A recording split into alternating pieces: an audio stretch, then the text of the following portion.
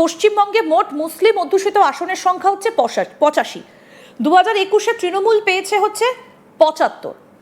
এই হচ্ছে মোটামুটি একটা হিসেব, মানে আমরা যে হিসেবটা এই মুহূর্তে তুলে ধরার চেষ্টা করছি মোটামুটিভাবে এই একটা হিসেব যে মুসলিম অধ্যুষিত আসনের সংখ্যা প্রায় 85, তৃণমূল কংগ্রেস পেয়েছে প্রায় 75, প্লাস 1-2 এদিক ওদিক হতে পারে, মোটামুটিভাবে যে হিসেব আমরা পাচ্ছি। স্যার একটা জিনিস এবার এখান থেকে একটু আপনার কাছে জানতে চাইবো, এই যে মালদার মোথাবাড়ির ঘটনার পর আরও স্পষ্ট দক্ষিণ 24 পরগনা একটা মুসলিম অধ্যুষিত জায়গা, মালদা, মুর্শিদাবাদ এইগুলো হচ্ছে সব মুসলিম অধ্যুষিত জায়গা, আমরা সবাই জানি। এই যে জায়গাগুলো বলা হচ্ছে যে ওপার থেকে প্রচুর মানুষ এখানে এসেছে এবং যে কারণে এখানকার যে ডেমোগ্রাফিটা সেটা চেঞ্জ হয়ে গেছে। কথা আমরা বলছি না, বিরোধী দলনেতা শুভেন্দু অধিকারী বারবার কথা বলেছেন, বিরোধীরা বারবার কথা বলেছেন। কোথাও গিয়ে কি সেটাও একটা কারণ এই ধরনের অশান্তিগুলোর পেছনে? জনসংখ্যার যে ডেমোগ্রাফি চেঞ্জ হয়েছে এটা তো কোনো নেতা বলার অপেক্ষা লাগে না, তথ্যই বলছে। 70% মুসলমান সেখানে।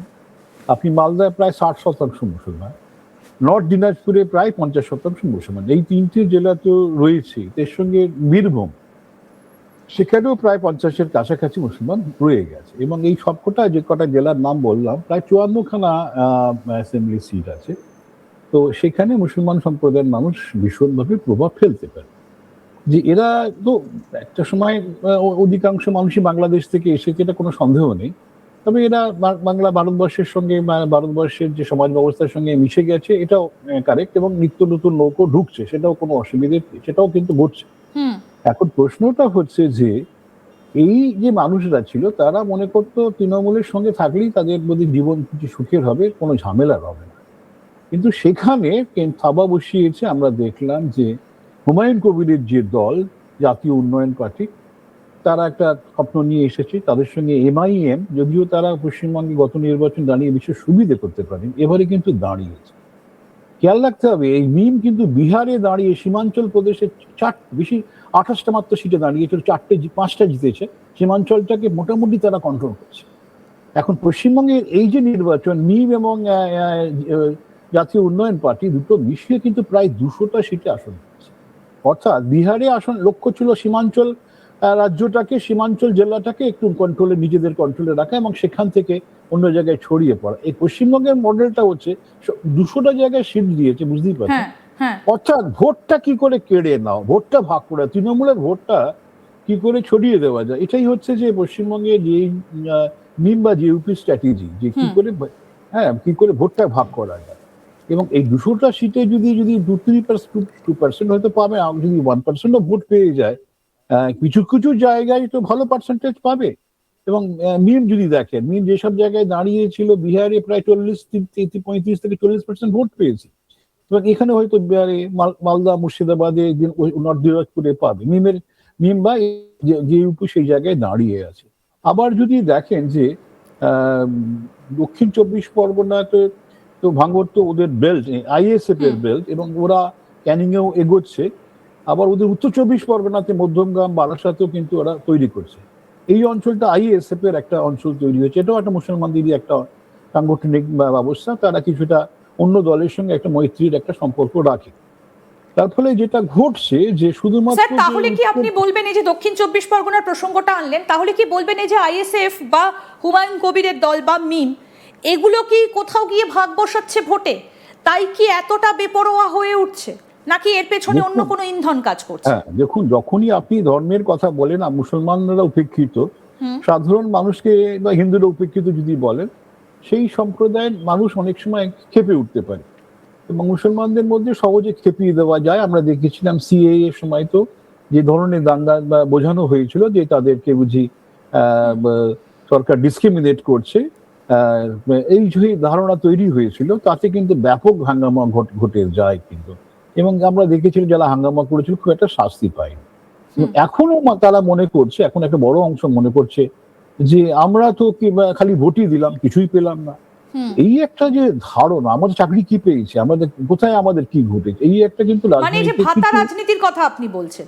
ভাতা শুধু নয়, ব্যাপারটা হচ্ছে যে ভাতার থেকে বড় কথা, ভাতা তো সবাই পাবে, চাকরি। আপনি যদি যে রাজেন্দ্র সচার কমিটি যেটা হয়েছিল, সেই কমিটি যা বলে গেছে সে একটা, পশ্চিমবঙ্গে আমরা দেখেছিলাম যে 2008-এর বোধহয় চিত্র, যে মুসলমানরা কত পিছিয়ে আছে, শিক্ষা দীক্ষা স্বাস্থ্য সবেতেই পিছিয়ে আছে। তখন থেকেই কিন্তু মানে বামেরা চলে যাওয়ার পরে পশ্চিমবঙ্গের যারা শাসকের তারা বললো আমরা মুসলমানদের পক্ষে আছি, কিন্তু 15 বছর শাসন করেও কিন্তু মুসলমানদের চাকরি বাকরি স্বাস্থ্য শিক্ষা কিছুই পাল্টায়। তার ফলে ওদের মধ্যে যে শিক্ষিত অংশ তৈরি হচ্ছে তারা মনে করছে আমরা খালি ভোটই দিলাম, কিছুই পেলাম না। তারপর যে নিজস্ব দল তৈরি হয়েছে, এতকাল কিন্তু ওরা মনে করেছে না ভারতবর্ষে পশ্চিমবঙ্গে বাঁচতে গেলে মেইনস্ট্রিম দলের সঙ্গেই থাকতে হবে, কিন্তু এখন কিন্তু ওরা মনে করছে যে না, একটা বড় অংশ মনে করছে আমাদের নিজস্ব ভাবনা সত্তাকে জিইয়ে রাখতে আমাদের যে রাজনৈতিক দল যারা আমাদের কথা বলছে, স্পেসিফিক্যালি আমাদের কথা বলছে, তাদের সঙ্গেই থাকতে হবে। এটা কিন্তু উত্তরবঙ্গে একটা ভালোই বন্যা বলছে মালদা মুর্শিদাবাদে হয়েছে, এবং আইএসএফ এর একটা বড় ইনফ্লুয়েন্স হয়ে গেছে 24 পরগনা, দুটো জেলা 24 পরগনাতে। এবং এখনো পর্যন্ত মুর্শিদাবাদে দলের আর মুর্শিদাবাদ মালদাতে তৃণমূল যে বিশেষ কিছু করতে পারবে বলে আমার একদমই। মনে। কত শতাংশ এই সংখ্যালঘু ভোট মমতা বন্দ্যোপাধ্যায়ের দিকে গেছে? গ্রাফিক্স নাম্বার 1 আমি একটু দেখাতে বলবো যে 2011 সালে 2011 বিধানসভা ভোটে 60 থেকে 70% মুসলিম ভোট তৃণমূল কংগ্রেসের দিকে ছিল। 2016 সালে ছিল প্রায় 75 থেকে 80%। 2021-এ 75 থেকে সেটা 85% হয়ে গেছে। অর্থাৎ উত্তর কিন্তু এই শতাংশের হিসেবটা বেড়েছে।